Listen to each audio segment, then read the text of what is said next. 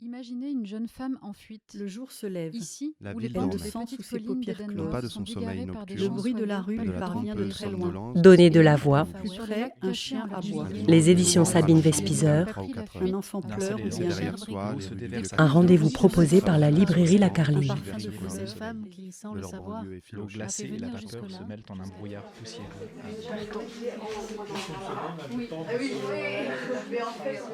J'ai su au bout de 15 ans ou presque avec Tout Sud que mon métier fondamental, c'était être éditrice.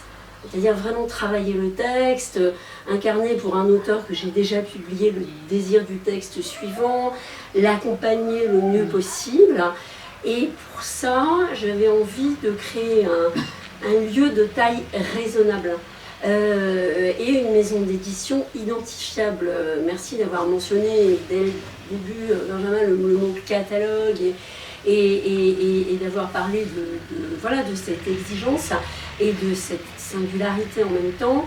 L'idée, c'est d'arrêter avec cette production où j'avais le sentiment qu'un clou chassait l'autre et que quand vous travaillez dans une grande maison, je ne sais pas quels sont vos métiers aux uns ou aux autres, mais plus les maisons sont grandes, plus les secteurs sont cloisonnés.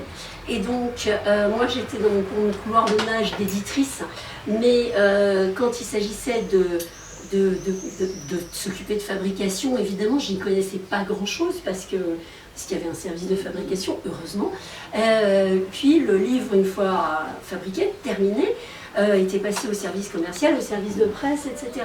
Et il y a une espèce de sentiment de frustration parce évidemment on se projette dans le livre suivant, mais tout va trop vite. Donc, et ça s'appelle simplement petit à petit l'industrie qui gagne. Enfin, l'industrie, c'est la vitesse, c'est l'immédiateté, c'est la production, c'est la croissance, etc.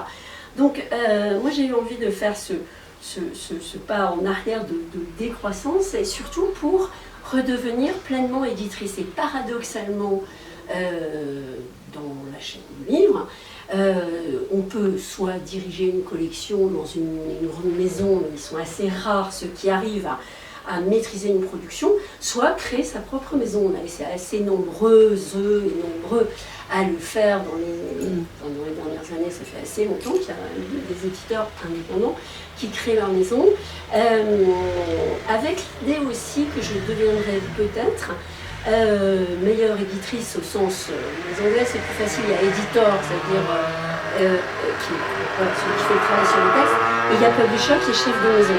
Et je me suis dit que je deviendrais peut-être meilleure éditrice en devenant chef de maison, c'est-à-dire en sachant, en connaissant l'ensemble de la chaîne du livre.